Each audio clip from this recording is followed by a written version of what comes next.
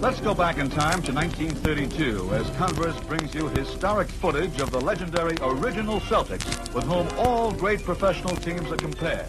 We have now taken over your radio.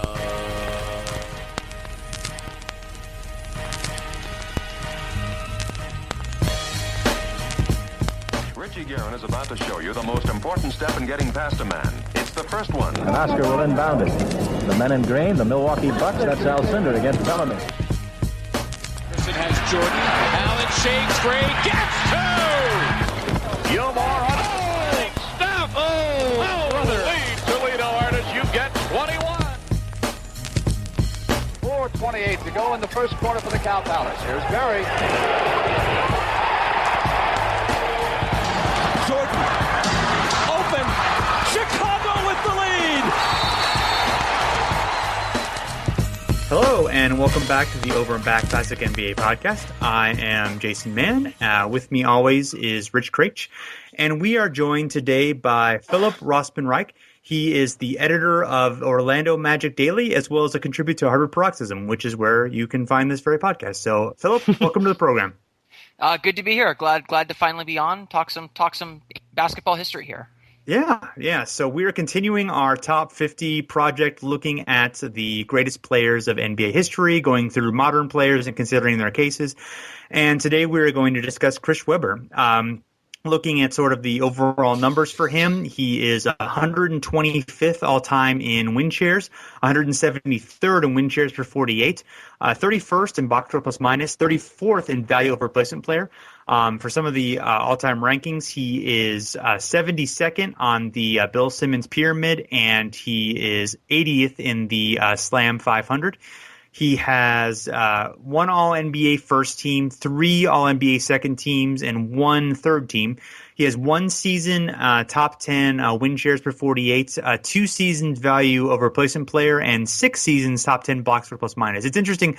He does not rate very well in the win shares categories, but he rates very well in the box for plus minus value replacement categories, which isn't that uncommon, but I'm not sure if Rich, I'm not sure if I've ever quite seen this level of disparity. It's a weird discrepancy. Yeah, usually you don't see that usually you'll get some guys more than not, like the box score plus minus will rate them a little bit better than the win shares versus the other way around, or they pretty well are in line. But yeah, Weber's a rarity where he's pretty much very, very, very different across the board. So it's interesting. Yeah. Might have to go deeper into that when we get closer to making that decision about the top 50 if Weber does come up again, because yeah, it's very curious. Yeah, definitely. So, Philip, what do you think about Chris Webber's top 50 case?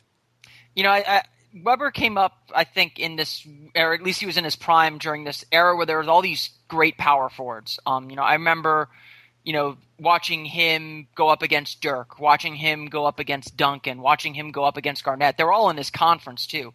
And so I think most of us would probably say those guys are all top 50 caliber players. And so when I look at Weber's candidacy, I say, okay, so how does he match up to his contemporaries? And it's hard not to say he doesn't stand pretty tall against them. Those were all marquee matchups in the NBA throughout the early 2000s.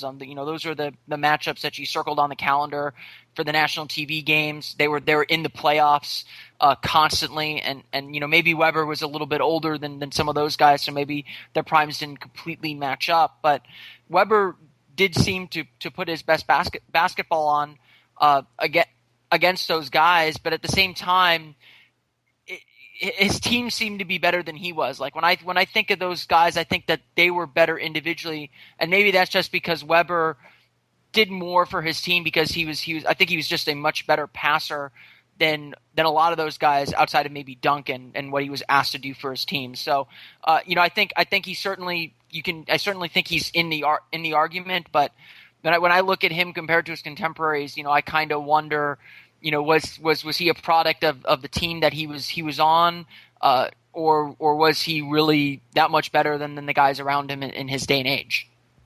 I think, Phil, it's a good point. Right now, we always do this for the podcast. We look at kind of the stats, the advanced stats for era, position, and position all time. And it does kind of echo what you were sort of saying. If we look at era and position, third in points per 36, 26th in rebounds per 36, third, remarkably, in assists per 36, 38th in effective field goal percentage, 16th in win shares per 48, fourth in win shares, and then second in value over replacement players. So that's in his era. So basically, like you said, he stands out from a point standpoint, not a rebound standpoint, but the assists, I think, is one of the biggest things, and it's exactly what you mentioned. I mean, he stands out as, one of the best power forward passers of his era. When we look at all time, it's the same deal. 11th in points per 36, 107th in rebounds per 36. So that's where he really suffers, is the rebounds. But on the other hand, 7th in assists per 36, 75th in effective field goal percentage, 33rd in win shares per 48, 23rd in win shares, and then 5th in value over replacement player. So again, value over replacement player really likes him. Great assist numbers, great scoring numbers. But, the rebounding and that sort of stuff, maybe not quite there. He's an interesting one. I think the biggest thing for me is, and I get a very similar, like a T-Mac vibe from him as well, because if we were doing a top 50 of talent or whatever, he's obviously in his early days and pre, knee injury, just a insane blend of size and speed and just what he could do and how he could run the floor and just how he could just do so many things. But what was also interesting too is he was very nimble around the basket. If there was an open lane, he'd just throw it down on guys and be ferocious. But if there was a guy in front of him, he'd be very very precise footwork, very, kind of head fakes and that sort of stuff to get his position and to score. So it's interesting. But then, you obviously, a lot of the injuries robbed, the last half of his career. And I think that's what really suffers for him, is when you look at him all time and you look at some of his numbers and you look at how we think of him and you look at, like you said, contemporaries, he just doesn't have that longevity. It's like that especially those Sixers and the Detroit era, he was still putting up 20 a game, but he was in quicksand. He couldn't move. And then he just fell off real fast. I mean, the Warriors years are just pathetic. And a lot of the Detroit, Pistons years, those were just kind of there. But I think that's where he suffers for me more than anything, is just that he doesn't have that longevity. He right when he was figuring it out, injuries kind of robbed him, and then he just wasn't the same again. So talent-wise, he probably is a top 50 if you go by performance and what he sort of achieved. I don't know. It's a tough case. Yeah, and it did take him a little while early to get going, although the numbers were certainly there. But for the most part, I mean, he produced still pretty well. But once he really made his way into Sacramento is really when he became a star level, remained a star player. But that was a relatively short period of time. So, he kind of produced okay on some middling teams, kind of had some conflict with coaches and some just early stuff. So that actual those prime years in Sacramento were, he had 4 really good years before that knee injury basically, kind of made him a shell of himself, unfortunately. And, one thing for me is that I remember that certainly the passing and certainly many of the skills, but I'd forgotten what an incredible dunker he was, an incredible finisher he was around the basket. I mean, he was really, and the way that he could, handle the ball and, I mean, he was really versatile, and I remember that a bit, but just seeing the highlights just brought that back. It's just what a, how much of a, just all the skills that he had. And the other negative that I would say for him, and it may not be fair, but he did have a reputation for shrinking in big moments. I remember there's a Bill Simmons column, it may have even been part of his book, looking at Webber and looking at, some of the probably the 2002 series where he didn't really necessarily want to have much to do with having the ball in the fourth quarter and in the big moments there, and it's not necessarily fair because he delivered at some points in big moments too, but that's just probably something that knocks him down at least in terms of perception. Was he the one that batted the ball out to Ori? I know that's not a measure of anything. I think that was Divac. I believe that was Vladi. I'm almost positive, but I don't recall exactly. I'd have to. I thought it was Stojakovic for some reason, but either way, it was a kick. More. Really, I think when you, to that point almost that series came to define everyone on those Kings teams. That was their moment. We obviously if you win that series, you win a championship. You talk about Webber in a much different light. You remember a lot of the things that he did, but really he's just become the footnote in maybe Shaquille O'Neal's story or the footnote in someone else's story almost, because he was either the kind of established old guard that Dirk had to get through, or he was the young guy or the youngish guy that tried to derail Shaq and Kobe. And so, I don't know if you guys are looking at this, purely from a statistical standpoint, but I think that's kind of part of his narrative too, is like you said, like he kind of shrunk in those big moments, when he had that big moment to really shine and be the guy. And I think a lot of people who remember that series between the Kings and the Lakers really believed that Kings team was going to beat the Lakers. I mean, they were right there. 7-game series, obviously. Game 6 was semi-controversial in a lot of ways, but they really were right there at the doorstep. And once that opportunity passed them, the knee injuries struck, and Webber was never really at that stage again. And I think that affects how we view him, because then Dirk came on and he couldn't get, and Dirk got past him, and Garnett got past him 1 year too, I think. And so it really, once that door shut, it was shut.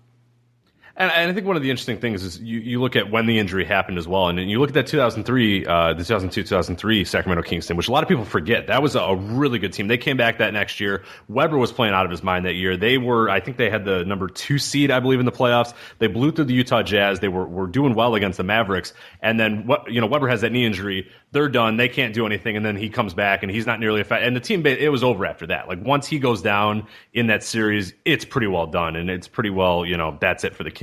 So it's interesting to sort of think of, hey, and of course, we can't, kind of fantasy or come up with fantasies of what would have happened. Hey, if he didn't get hurt, they might have won a championship. Obviously can't do that because he did get hurt, but you look at that year, and I always look at that year of like, man, I really wish we could have just seen another year of the healthy Webber. And then if they get to the same thing, say they face the Lakers or they face the Spurs or whoever they were going to face in the next round, if they do that, then if he still fails, then it's like, okay, you know what, this is the year that everybody sort of, because it was a little fluky the year before. I mean, they had kind of established themselves for a few years, but it was like, oh my God, these Kings kind of came out of nowhere, where I felt like that 2002-2003 year was like, okay, we're ready to go. I know Webber always says, hey, the minute that Lakers series was over, I got in the gym, I was ready to go. And he had a spectacular year in that 2002-2003, and then the injury happens and it's all over. So it's interesting to think of what could kind of happen, A, with those Kings teams, and A, with Webber's career and his legacy, if he stays healthy through those playoffs and maybe makes an NBA Finals. I mean, maybe not wins a championship, maybe not go that far, but at least makes it to the NBA Finals. I think you have a whole different trajectory and a whole different thought about Chris Webber at that point. Yeah, one thing I would say, kind of on a different end of things is he was part of a team, under Rick Adelman, using the Princeton system with, Webber being a great passer, Divac being a great passer, Jason Williams doing these dynamic things, and then later, Mike Bibby, not quite as exciting, but, still part of the team, obviously important. Good shooters. Good passers, just a really beautiful style of basketball to watch. And, kind of from that aesthetic standpoint and maybe even a little bit in just kind of a style influence standpoint, I think Webber, there's something there that I think kind of boosts him, just being just a beautiful guy to watch play basketball. Yeah, I always enjoyed. It seemed like I grew up on the East Coast. I'm from Orlando, obviously, which is another interesting wrinkle to Webber's history as well. But it seemed like everyone that followed the NBA that didn't have a vested interest elsewhere in the Western Conference or at the top of the Western Conference was either like team Rick Adelman's Kings or team Don Nelson's Mavericks. I was both. Is that allowed? I think so, until they faced each other. But like anytime the Kings and the Mavericks faced each other, it was just like these two really, especially in that era when there was a lot of kind of me first basketball going on.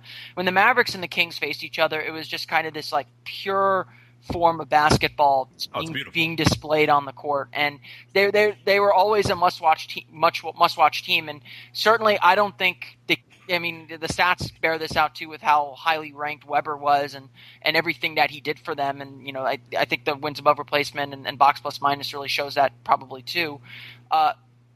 That Webber made that team work because he was such an unselfish player, such a skilled passer, and when you gave him an inch, he'd take it and score on you. I mean, he really did have the complete package. He didn't have to be the great rebounder because DeVos was able to take care of some of that in a lot of ways. He was a pretty good defender for his position as well, and so he really fit that style perfectly. He needed to find a good fit. It didn't work out with him. He had to kind of get over some of his I don't know exactly what the word is. Some of his hang-ups on being in Sacramento. I think he really thirsted for a bigger market in some ways, but once he kind of realized that Adelman's system was going to highlight his skills the best, and the fact that they were winning also probably helps a little bit. Once he kind of came to that realization, you really saw him begin to flourish and become the player everyone imagined he was going to be when he was with the Fab Five at Michigan.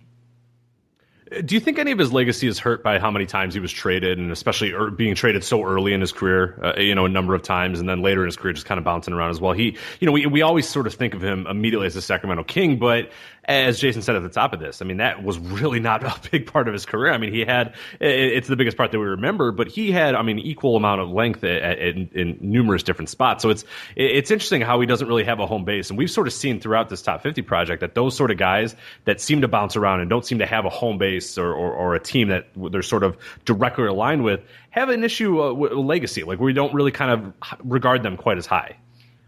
I do think it's a little bit different for him because I think he played definitely by far the most important time in his career with Sacramento. I think I think he's. I don't think there's really a competing team. He played a good while in Washington too, but no one really remembers those teams other than they were maybe an up and coming team, a what could have been kind of team. But beyond that, they didn't really do much. And then his other stops were actually relatively brief. So he was with Iverson on the 76ers for a little while, but when that kind of tore apart, and his other stops were pretty brief. So I do think that there's in general, though, I do agree that you're better off if you can stick in your career to pretty much one place. And if you're on multiple teams, it does still kind of put, for most guys, it puts a little bit of a stain. Why couldn't you have stuck in one place, or why didn't he caused some personality conflicts or had personality conflicts of the guys that led to some of those trades. So it wasn't just wasn't like he did nothing. But at the same time, it's a little bit unfair. Sometimes just things don't work out. And obviously when he got the chance, he delivered on an incredible level. Honestly, I think the fact that he bounced around the league a little bit definitely hurts his legacy some. Maybe, and this is no offense to the good people of Sacramento and the Kings franchise and what they built in the early 2000s, but being in Sacramento may hurt his legacy too, just because Sacramento's kind of this out of the way market. It's the smallest market in the NBA. There's not a lot of history there. He is pretty much, him and Mitch Richmond are pretty much the history of the Sacramento Kings. And ever since Weber left, they've been kind of an organization of dysfunction. And so I think kind of like how Oscar Robertson's same franchise more or less, but Oscar Robertson's maybe a little less so because he has the statistical seasons that he had and a lot of people consider him a great guard, but he isn't kind of universally celebrated in maybe the way he should because Cincinnati no longer has an NBA team. And, he really spent the latter part of his career in Milwaukee. In some of the same way, no one cares. Again, no offense to Kings fans. I love Kings fans. They're the best. They're one of the best in the league, but nationally the Kings don't move the needle. And so he almost to get the recognition that maybe his career merits, he needed to get to a finals or win a championship or at least challenge the Lakers multiple years, be a bigger part of that main story that we tell about the NBA. And I think the other thing that maybe drags down Weber's career a little bit is the fact that there's so much controversy around his college career. I don't think that ever left him. That the Fab Five, A, never won the national championship at Michigan, and B, had all their wins wiped out. I know we're talking maybe about NBA stuff, but Sure. Weber, trouble seemed to follow Weber around, especially in the early part of his career, and for whatever overtones you want to put into how Weber acted and what he did while he was at Michigan, and there's certainly a lot that could be written about that as well. People view that how they view that, rightly or wrongly, and that definitely affected how we tell his story. Yeah, I looked at the video. It is Divock that that volleyballs the ball back to Robert Horry. So he is the man in question. So they're all there. It could have been any of them. I mean, they're all basically right by the ball. It's the JFK tape of the NBA. Right. Exactly. Right. Yeah. So anything else you guys wanted to talk about? All right. Yeah. Oh, go ahead, Rich. For me, Weber, I have a tough time with top 50, and I really do love Chris Webber, and I thought he has all the skill and all the talent and whatnot to do it. It's just that back end of his career is just not there. And like you said, the beginning's not quite there either. It took him a little while to get going, and once he got going, he was there for a while, and then it just sort of falls off. And the way it fell off was so spectacular. I mean, those Golden State, Detroit years are just like, ugh. Like, you're watching him play, and you're like, who is this guy? Like, he can't move, he can't do anything. Like, still could score because he still had the skill, but it's just all that was lost. Everything that was Chris Webber about Chris Webber was gone, and it really does hurt. So for me, that's kind of why I would probably put him in the not. I would have him outside of the top 50, even though you could, I think, make a reasonable argument for him. But I don't know if the longevity there and the full career is there for Weber, unfortunately. Yeah, I kind of agree. I mean, I do think that the fact that he rates so well in the box score plus minus value replacement metrics, I think it's worth kind of a deeper look. But yeah, overall, I do think he's gonna fall short. Yeah, I agree. I think the longevity is my big issue with him. He obviously had a lot of very, very good years, just not a lot of very, very good years at the very, very top, which is, I think, when you're talking about top 50, that's where you need to be. Definitely. So, Philip, thanks so much for joining us, and where can everyone find you on Twitter and such? The best place to find me is at omagicdaily. All right. Well, thanks again. And thanks, everyone, for checking us out. You can find us at harvardparoxysm.com.